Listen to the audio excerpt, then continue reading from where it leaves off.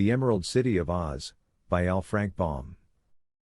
Chapter 10, How the Cuttenclips Lived. The travelers had taken no provisions with them because they knew that they would be welcomed wherever they might go in the land of Oz, and that the people would feed and lodge them with genuine hospitality. So about noon they stopped at a farmhouse and were given a delicious luncheon of bread and milk, fruits and wheat cakes with maple syrup. After resting a while and strolling through the orchards with their host, a round, jolly farmer, they got into the wagon and again started the sawhorse along the pretty, winding road. There were signposts at all the corners, and finally they came to one which read, "Hand pointing right, take this road to the Cuttenclips." There was also a hand pointing in the right direction, so they turned the sawhorse that way and found it a very good road, but seemingly little traveled. "I've never been to see the Cuttenclips before," remarked Dorothy. "Nor I," said the Captain General. "Nor I," said the Wizard. "Nor I," said Billina. "I've hardly been out of the Emerald City since I arrived in this country," added the Shaggy Man. "Why, none of us has been there, then," exclaimed the little girl. "I wonder what the Cuttenclips are like." "We shall soon find out," said the Wizard, with a sly laugh. "I've heard they are rather flimsy things." The farmhouses became fewer as they proceeded, and the path was at times so faint that the sawhorse had hard work to keep in the road. The wagon began to jounce, too, so they were obliged to go slowly. After a somewhat wearisome journey they came in sight of a high wall, painted blue with pink ornaments. This wall was circular, and seemed to enclose a large space. It was so high that only the tops of the trees could be seen above it. The path led up to a small door in the wall, which was closed and latched. Upon the door was a sign in gold letters reading as follows: "Visitors are requested to move slowly and carefully, and to avoid coughing or making any breeze or draft." "That's strange," said the Shaggy Man, reading the sign aloud. "Who are the Cuttenclips, anyhow?" "Why, they're paper dolls," answered Dorothy. "Didn't you know that?" "Paper dolls? Then let's go somewhere else," said Uncle Henry. "We're all too old to play with dolls, Dorothy." "But these are different," declared the girl. "They're alive." "Alive?" gasped Aunt Em, in amazement. "Yes. Let's go in," said Dorothy. So they all got out of the wagon, since the door in the wall was not big enough for them to drive the sawhorse and wagon through it. "You stay here, Toto," commanded Dorothy, shaking her finger at the little dog. "You are so careless that you might make a breeze if I let you inside." Toto wagged his tail as if disappointed at being left behind, but he made no effort to follow them. The Wizard unlatched the door, which opened outward, and they all looked eagerly inside. Just before the entrance was drawn up a line of tiny soldiers, with uniforms brightly painted and paper guns upon their shoulders. They were exactly alike, from one end of the line to the other, and all were cut out of paper and joined together in the centers of their bodies. As the visitors entered the enclosure, the Wizard let the door swing back into place, and at once the line of soldiers tumbled over, fell flat upon their backs, and lay fluttering upon the ground. "Hi, there!" called one of them. "What do you mean by slamming the door and blowing us over?" "I beg your pardon, I'm sure," said the Wizard, regretfully. "I didn't know you were so delicate." "We're not delicate," retorted another soldier, raising his head from the ground. "We are strong and healthy, but we can't stand drafts." "May I help you up?" asked Dorothy. "If you please," replied the end soldier. "But do it gently, little girl." Dorothy carefully stood up the line of soldiers, who first dusted their painted clothes and then saluted the visitors with their paper muskets. From the end it was easy to see that the entire line had been cut out of paper, although from the front the soldiers looked rather solid and imposing. "I've a letter of introduction from Princess Ozma to Miss Cuttenclip," announced Dorothy. "Very well," said the end soldier, and blew upon a paper whistle that hung around his neck. At once a paper soldier in a captain's uniform came out of a paper house nearby and approached the group at the entrance. He was not very big, and he walked rather stiffly and uncertainly on his paper legs, but he had a pleasant face, with very red cheeks and very blue eyes, and he bowed so low to the strangers that Dorothy laughed, and the breeze from her mouth nearly blew the captain over. He wavered and struggled and finally managed to remain upon his feet. "Take care, miss," he said, warningly. "You're breaking the rules, you know, by laughing." "Oh, I didn't know that," she replied. "To laugh in this place is nearly as dangerous as to cough," said the captain. "You'll have to breathe very quietly, I assure you." "We'll try to," promised the girl. "May we see Miss Cuttenclip, please?" "You may," promptly returned the captain. "This is one of her reception days. Be good enough to follow me." He turned and led the way up a path, and as they followed slowly, because the paper captain did not move very swiftly, they took the opportunity to gaze around them at this strange paper country. Beside the path were paper trees, all cut out very neatly and painted a brilliant green color.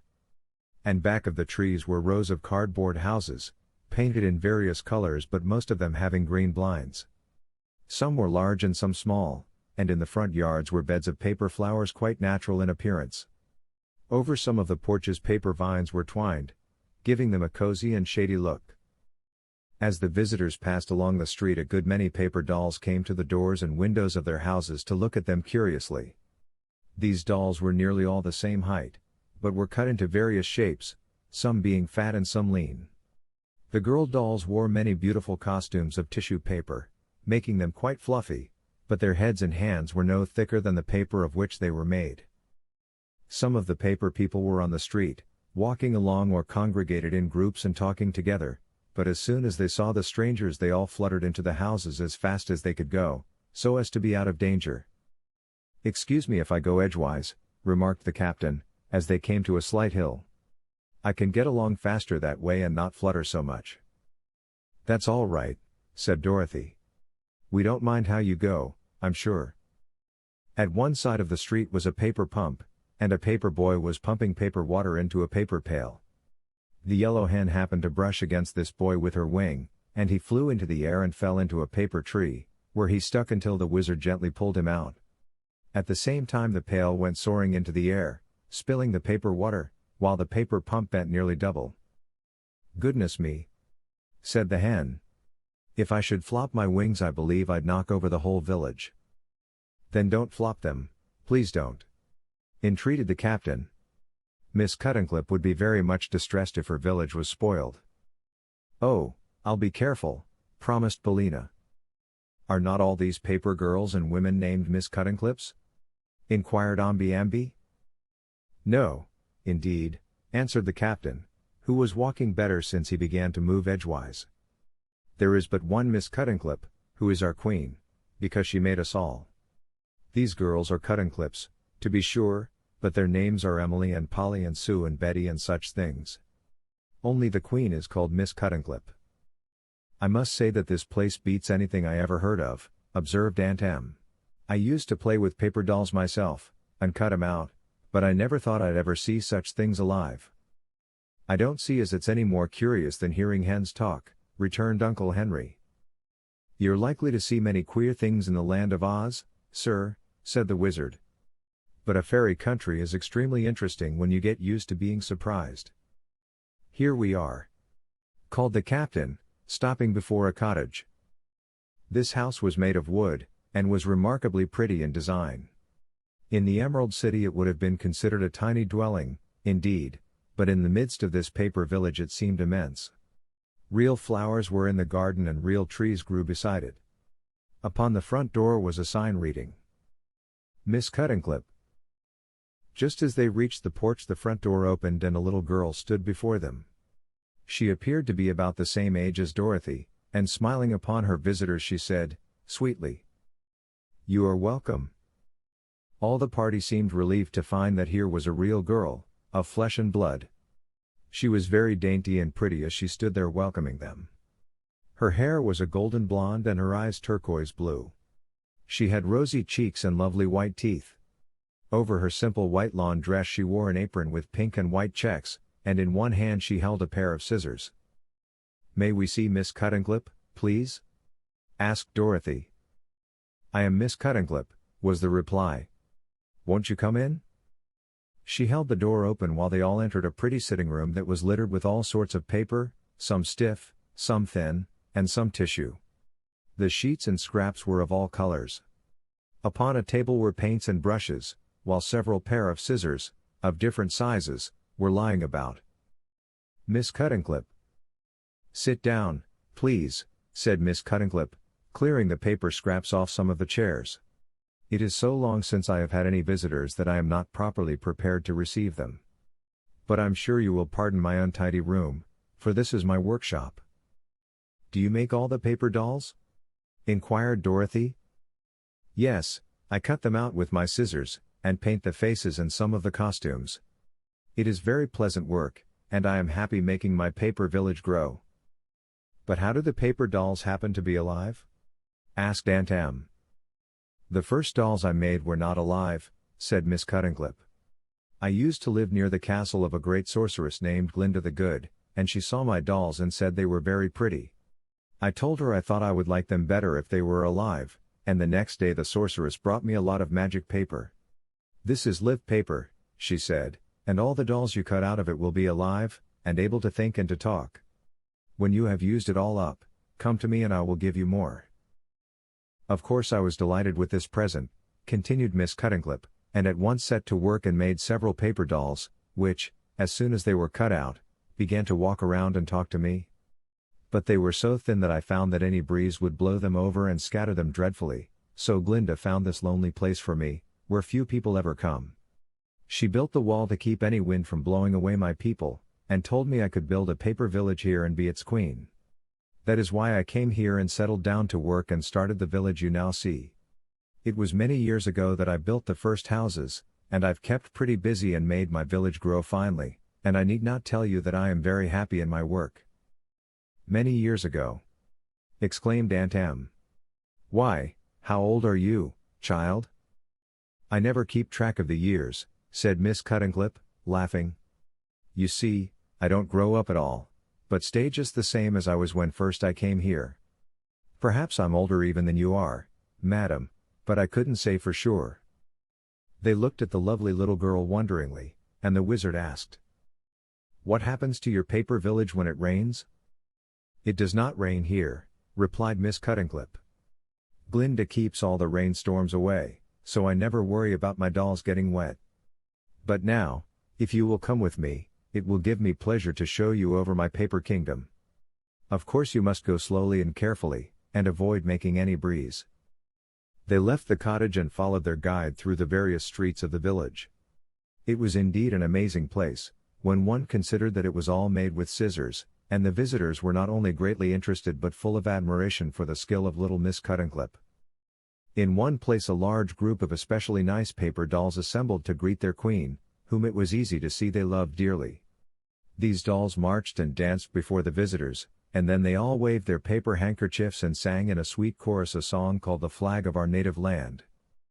At the conclusion of the song they ran up a handsome paper flag on a tall flagpole, and all of the people of the village gathered around to cheer as loudly as they could, although, of course, their voices were not especially strong. Miss Cuttenclip was about to make her subjects a speech in reply to this patriotic song, when the Shaggy Man happened to sneeze. He was a very loud and powerful sneezer at any time, and he had tried so hard to hold in this sneeze that when it suddenly exploded the result was terrible.